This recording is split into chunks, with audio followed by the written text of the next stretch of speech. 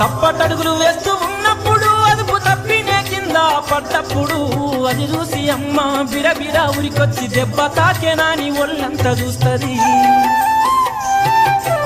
ఆస్తిపాస్తులు ఎన్ని ఉన్నా లేకున్నా మేడమిద్దరు లెక్కలేనన్ని ఉన్నా కన్న కడుపే మేడమిద్దెలనుకుంటది, కడుపు తీపే ఆస్తిపాస్తులనుకుంటది.